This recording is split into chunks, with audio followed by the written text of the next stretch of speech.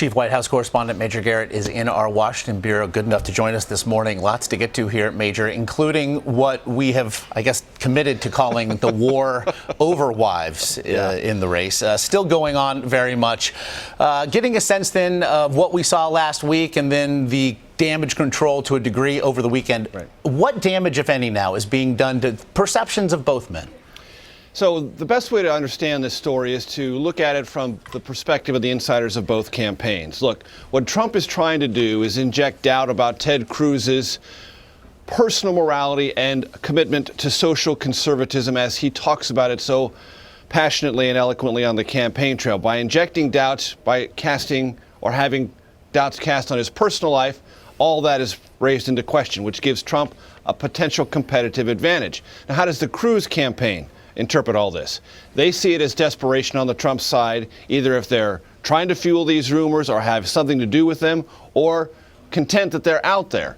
That they believe that shows the Trump campaign is nervous about what is happening to it in delegate allocations in Louisiana, South Carolina, and elsewhere, getting increasingly nervous about the polls in Wisconsin, which votes not tomorrow, but a week from tomorrow, and in future primaries down the stretch. So, both campaigns see a potential advantage. I will tell you this, though, Republicans who are watching this from the outside, long aghast about the entire Trump phenomenon, to be sure, or even more so by this particular clash, because they know whatever its effect on primaries and caucuses yet to come, its effect in the general election will be a net negative for either Trump or Cruz, one of whom is likely to become the party's nominee. And Major, it wasn't just the intensely personal nature of these specific attacks. Also, the context is important here, of course. They came, again, in the days and in a way hours following the attacks in Brussels. To that end, the Cruz campaign did suggest as well that Donald Trump is merely trying to distract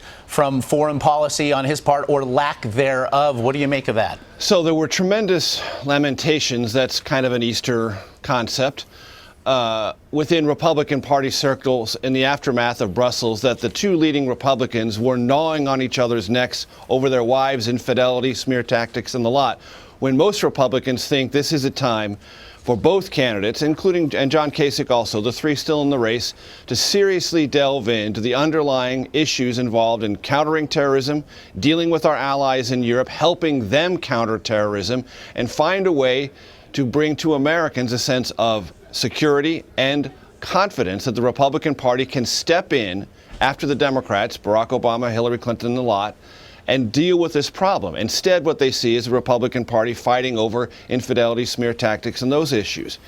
And as to whether or not Trump was trying to shift or change the subject, he was involved in two very high-profile conversations, one with the Washington Post and one with the New York Times. The second with the New York Times on foreign policy. Trump did talk about things that are somewhat unusual in Republican Party circles, questioning the long-term U.S. military deployments in South Korea, allowing Japan and South Korea, if they want to become nuclear powers, and questioning the whole role of NATO. These are not outlandish ideas, they're just new ideas. And when you bring a new idea to a presidential campaign, what you typically do is explain the justification behind it and what you hope to accomplish going forward.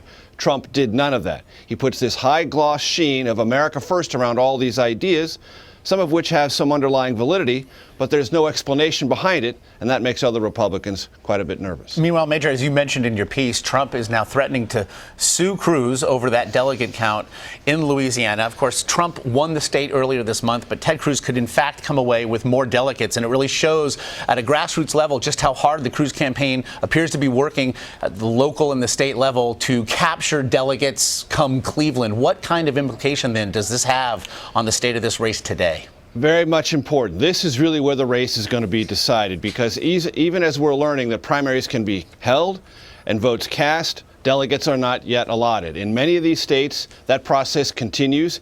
The back end of this month, or month of March and April, are going to be determinative. In a lot of states, they've already held primaries and caucuses, and the Cruz campaign is well in front of Donald Trump in working the internal dynamics of the state party rules and those who are involved in allocating those delegates. As for a lawsuit, it's completely preposterous. You can't sue over laws or rules that have already been established that you lose by. That's not grounds for a lawsuit. If the rules are followed and you lose, guess what? You're just a loser. And it's kind of ironic for Donald Trump, who tells the country repeatedly that he pays as little taxes as possible, that he uses existing rules and laws in lawsuits and other tactics to succeed and win on his terms.